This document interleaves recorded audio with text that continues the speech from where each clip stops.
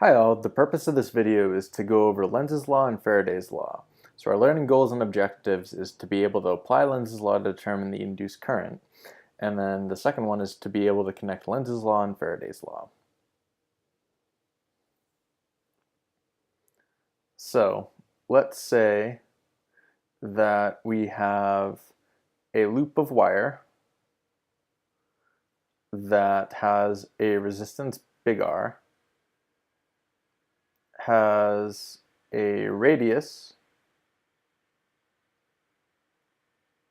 little a, and yeah, so as of right now, that's it for the wire.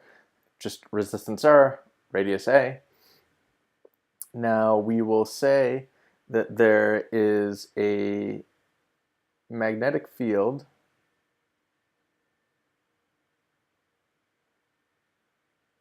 that is being threaded through this loop. So if we remember how to determine magnetic flux, it's B dot A. So the first thing we can do here is we can determine the magnetic flux through here. So it's going to be equal to, so the area vector is going to be parallel to the magnetic field, so the area vector of a loop is going to be pointing right out at you. So this is just going to be B times A, or B times pi little a squared, because this is the area of a circle. So now what we need to do is, in this problem, I'm going to give a simple example of a time-dependent magnetic field B so that we can actually apply Lenz's law. So what this will end up being is it's going to be magnetic field that's a function of time times pi a squared. And then what we can do is we can say that our B of t is equal to B0 times time. So it's just some magnetic field strength times time. So as time moves further along, the magnetic field increases. So in this case, let's say we do phi of m at t1, then this would be B0 t1 pi a squared. Now,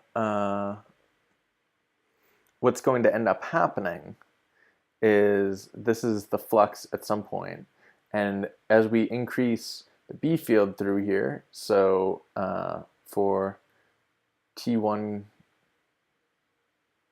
that should be a later time, T2. For T2 greater than T1, our phi of m T2 is going to be greater than phi of m T1. So all this is saying is that if we look at the flux at 5 seconds and the flux at 10 seconds, the flux at 10 seconds is going to be larger. And it's going to be twice as larger because we're just assuming that this is going to be linear. So what we would do is, so this is at T1, and we can redraw this for T2.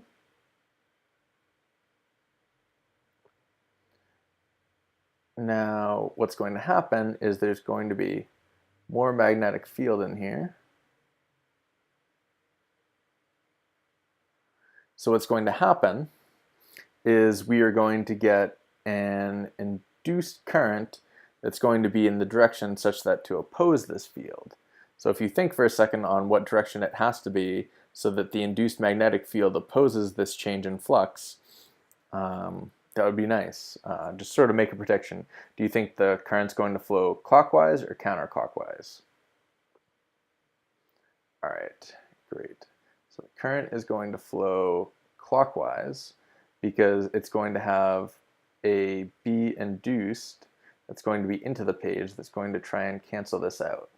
So this is Lenz's law. So Lenz's law is that the induced current is going to be in the direction such that it tries to hopelessly cancel out the change in magnetic flux. So that's Lenz's law. Now, so this is I induced. We're physicists. We would like to know, what is this I induced? Can we actually calculate it? So if we remember Ohm's law,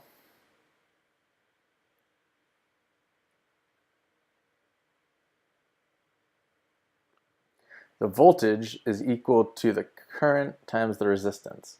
In this case, we have an induced current and a resistance. Now, we want to find out what the induced current is. We're given the resistance, and how would we actually solve for V? So this is where we actually use Faraday's law. So Faraday's law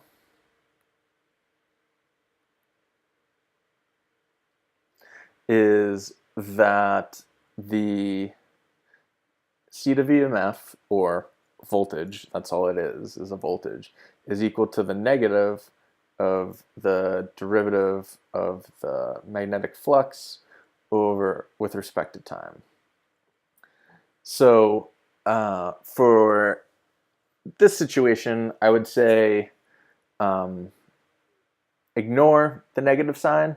So more or less, this will help us calculate the magnitude, and by Lenz's law, we'll get the direction. So you don't need to worry about, putting a negative sign on the direction of the current from Lenz's law, because that'll be correct. It'll be in the direction that it should be. So we're going to use Faraday's law to actually figure out what the voltage is for Ohm's law, and we'll be actually able to figure out the current.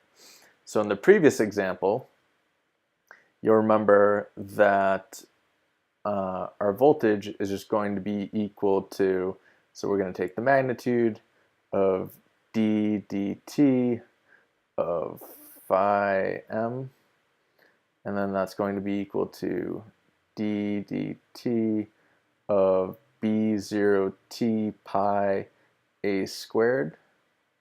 And then, so all that's going to be happening is this is a linear function, so we're just going to end up with b0 pi a squared.